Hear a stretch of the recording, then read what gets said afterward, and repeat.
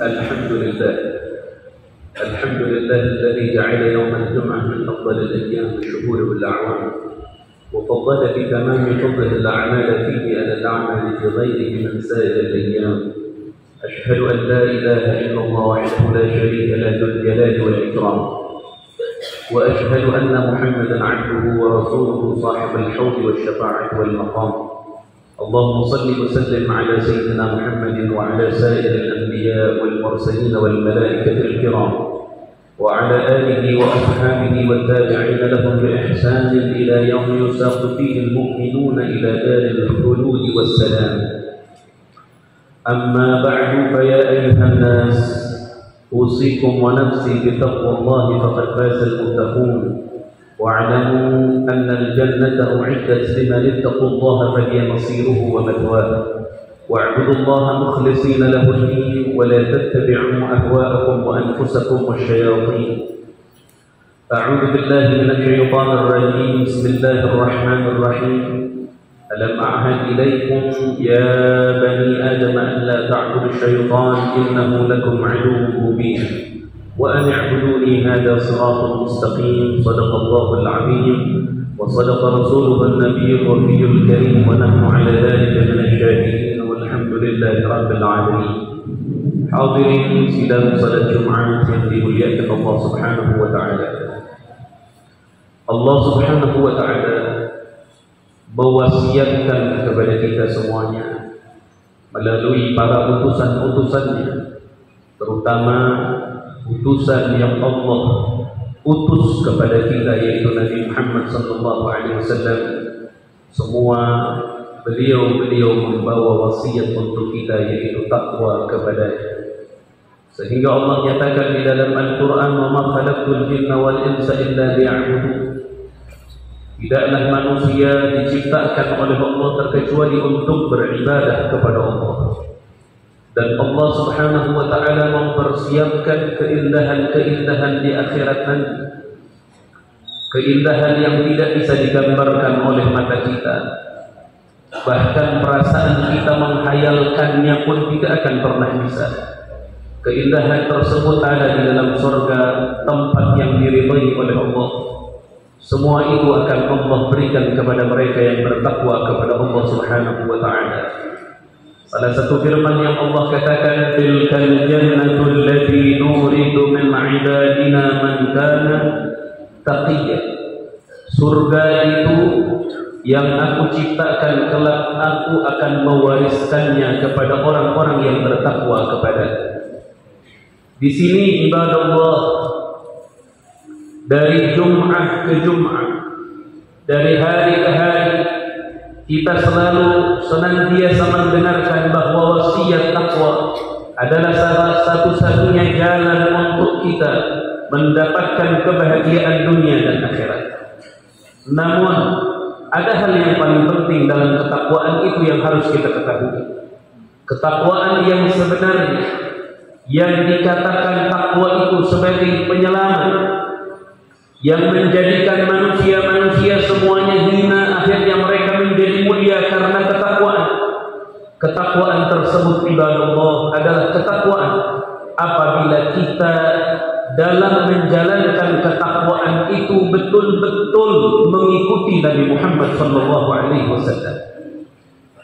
Maka siapapun manusia yang merasa sudah bertakwa kepada Allah, namun cara yang dia lakukan, cara yang dia kerjakan, keyakinan yang dia yakini, keyakinan yang dia yakini tidak mengikuti Nabi Muhammad SAW, maka ketakwaan itu batil, ketakwaan itu tidak diterima oleh Allah Subhanahu wa taala. Dalam salah satu hadis qudsi Allah Subhanahu wa taala berfirman, dalam hadis qudsi tersebut Allah menyampaikan bahwa setiap jalan yang menuju kepada Allah Subhanahu wa taala, semua jalan itu sudah tertutup kecuali jalan melalui jalannya Nabi Muhammad sallallahu alaihi wa alihi wasallam. Al-Qur'an mengatakan kepada kita, Allah Subhanahu wa taala mengijma'kan antara Allah dengan Nabi Muhammad. Allah berfirman, "Wa man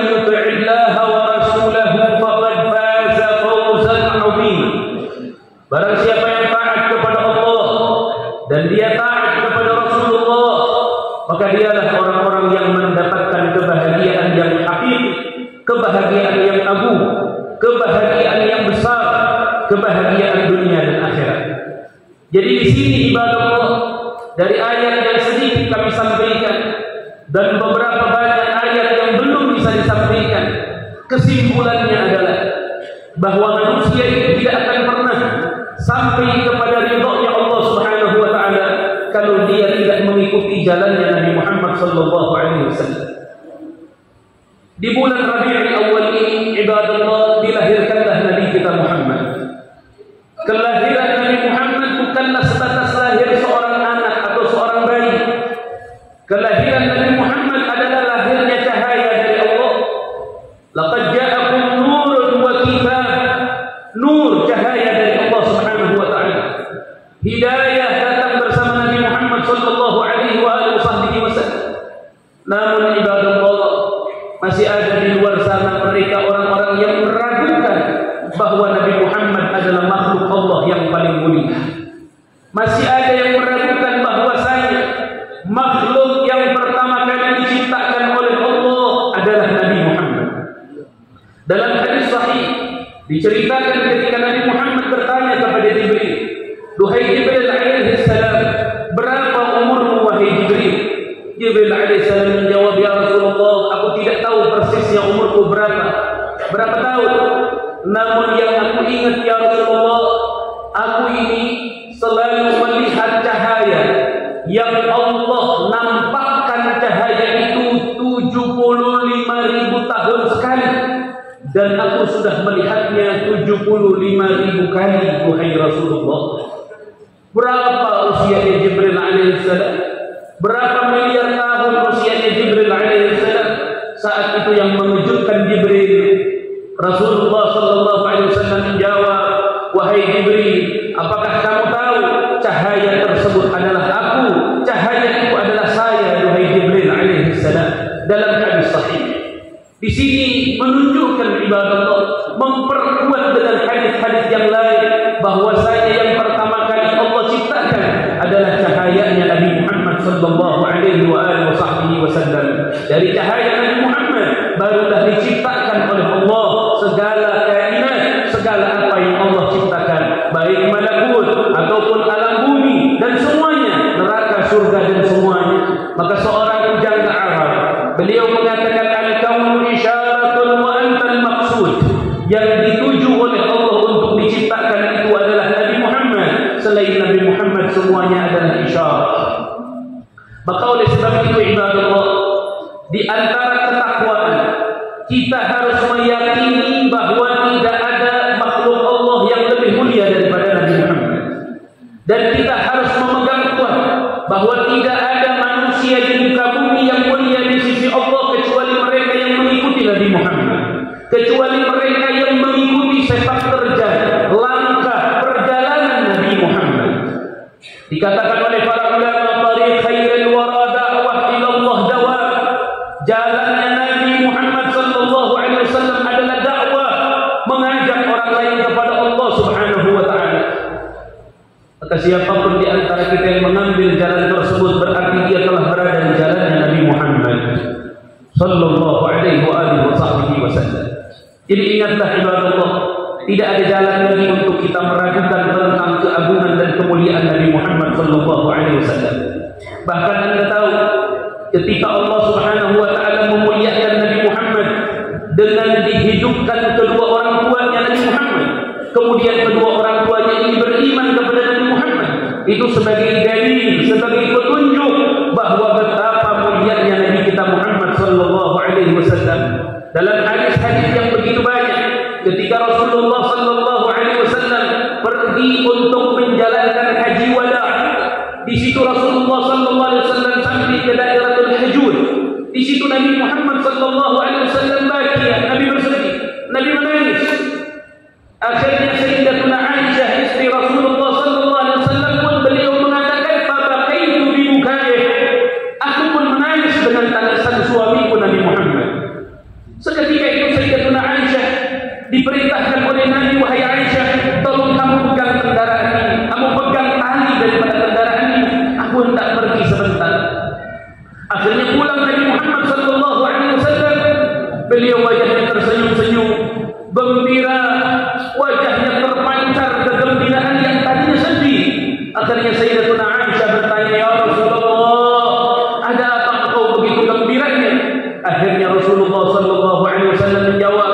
barusan aku menziarahi makam kedua orang tuaku dan aku meminta kepada Allah untuk kedua orang tuaku dihidupkan, maka Allah menghidupkan kedua-duanya dan kedua-duanya beriman kepadaku, kata Nabi Muhammad sallallahu alaihi wasallam.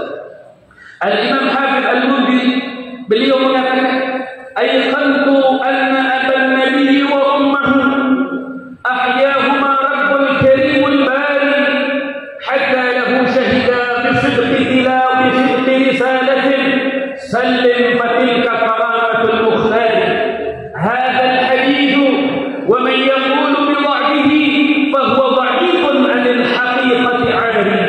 Kata Imam Abdul Habib, beliau mengatakan, aku meyakini sesungguhnya ayah dan ibunda Nabi dihidupkan kembali Allah Subhanahu wa taala sehingga keduanya menyaksikan dan beriman dari risalah yang dibawa Nabi Muhammad sallallahu alaihi wasallam.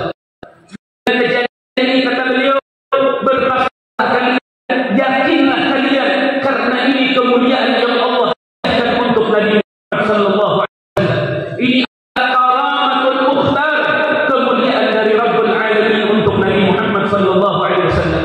Sampai di zaman dahulu banyak ulama yang mengatakan ini hadisnya dhaif, ini hadisnya dhaif. Beliau dengan kepastian ilmunya, dengan keluasan ilmunya, beliau katakan hadzal hadits wa man yaqulu bi dha'fihi fa huwa dha'if 'anil haqiqati. Siapapun manusia yang mengatakan bahwa hadis tentang ini adalah hadis dhaif, maka sesungguhnya dialah yang dhaif dalam pengetahuan hakikat tentang kemuliaan Nabi Muhammad sallallahu alaihi wasallam. Hadirin sidang salat Jumat yang dimuliakan Allah.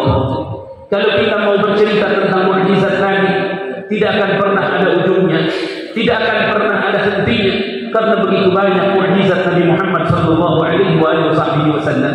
Namun ingatlah ibadallah, Allah Subhanahu wa taala memilih kita untuk menjadi umat Nabi Muhammad sallallahu alaihi wasallam, dan kita harus tahu bahwa sosok Nabi yang paling mulia tidaklah diutus terkecuali kepada umat yang paling mulia. Salah satu tanda dan bukti adalah mukjizat para nabi-nabi terdahulu hanya dimiliki oleh nabi-nabi itu sendiri. Saat nabi-nabi itu meninggalkan dunia ini, maka mukjizatnya pun semuanya hilang. Tapi beda dengan Nabi kita Muhammad, beda dengan Rasul kita Muhammad. Seandainya kita melihat di depan mata kita dengan kacamata sirah, dengan kacamata pengetahuan, niscaya kita akan sujud syukur kepada Allah bergembira.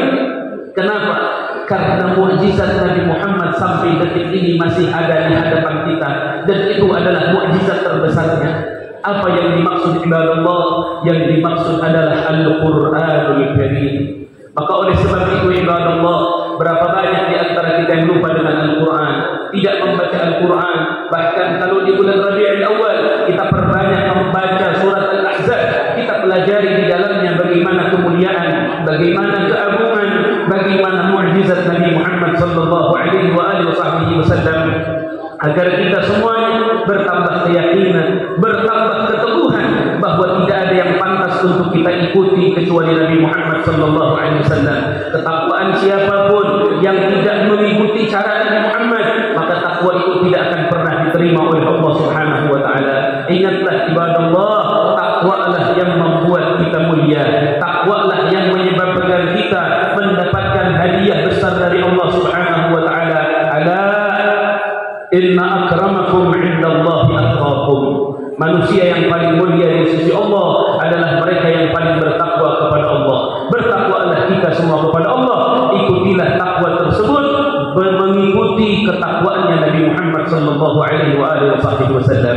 Mudah-mudahan ibadallah, kita semuanya dengan umur-umur yang Allah anugerahkan kepada kita bisa menyempurnakan, bisa memaksimalkan untuk mengikuti baginda Nabi Muhammad sallallahu alaihi wasallam. Apa yang Nabi bawa kepada kita, larangan-larangannya tinggalkan, perintah-perintahnya jalankan, sunnah-sunnahnya hidupkan. Dakwah kepada Allah yang menjadi jalan yang dipilih oleh Nabi Muhammad, maka pilihlah jalan itu. Jangan pernah Anda berpikir bahwa dakwah itu untuk para ulama, untuk orang-orang yang berilmu. Tidak, dakwah itu untuk semua umat Nabi Muhammad sallallahu alaihi wasallam dengan kemampuan masing-masing. Saat Anda duduk dengan Al-Quran, saat Anda membawa Al-Quran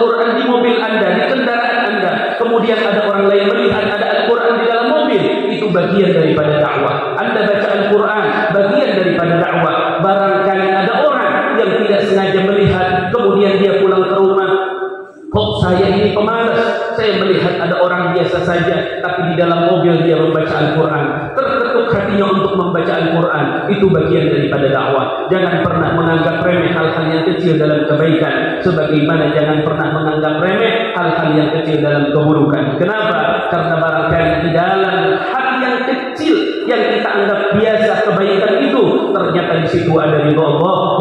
Dan barangkali hal yang kecil yang kita anggap maksiat itu biasa saja, barangkali di situ ada kemurkaan Allah Subhanahu wa taala. Mudah-mudahan Allah Subhanahu wa taala berikan kita panjang umur, Allah berikan kepada kita sehat afiat, Allah berikan kepada kita hidayah dan taufik, Allah berikan kepada kita istiqamah dalam ketakwaan dan taat kepada Allah. Dan mudah-mudahan saat waktunya kita meninggalkan dunia ini, Allah wafatkan kita husnul khatimah. Allah jadikan putra putri kita saleh dan salihah. Allah jadikan keturunan kita sebagai keturunan orang-orang yang taat dan bertakwa kepada Allah, yang mencintai kepada Rasulullah dan berbakti kepada kedua orang tuanya, cinta terhadap sesamanya. Amin. Ya Allah, Ya Rabbal Alamin. Barakallahu li wa lakum bil Qur'anil azim wa nafa'ani wa iyyakum bil ayati wal dhikril hakim. Aqulu qawli hadha wa astaghfirullahal azim li wa lakum wa li jami'il muslimin fastaghfiruhu innahu huwal ghafurur rahim.